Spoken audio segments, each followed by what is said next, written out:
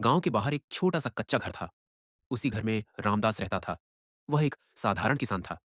उसके कपड़े पुराने थे, पैरों में घिसी हुई चप्पल और चेहरे पर हमेशा मेहनत की थकान। लेकिन उसकी आंखों में एक अलग ही चमक थी, अपनी मिट्टी के लिए प्यार।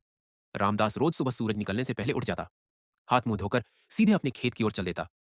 उसके लिए खेत सिर्फ जमीन नहीं था, बल्कि उसकी माँ जैसा था। जब वह मिट्टी को हाथ में लेता तो उसे लगता जैसे वह अपने किसी अपने को छू रहा हो। रामदास की पत्नी सीता घर संभालती थी। उनके दो छोटे बच्चे थे, राजू और गुड़िया। रामदास चाहता था कि उसके बच्चे पढ़ लिख जाएं, ताकि उन्हें वह तकलीफ न झेलनी पड़े जो उसने अपनी जिंदगी में देखी थी।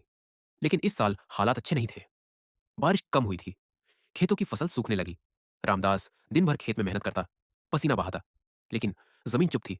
हर शाम वह खेत के किनारे बैठकर आसमान की तरफ देखता और धीरे से कहता, भगवान, बस थोड़ी सी बारिश करवा दे, मेरी फसल बच जाए। गांव के कई लोग शहर जाने लगे, कोई मजदूरी करने, कोई फैक्ट्री में काम करने।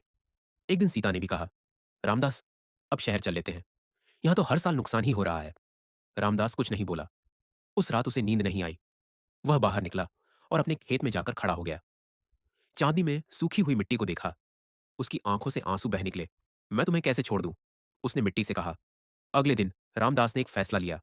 उसने पुराने तरीकों को छोड़ दिया।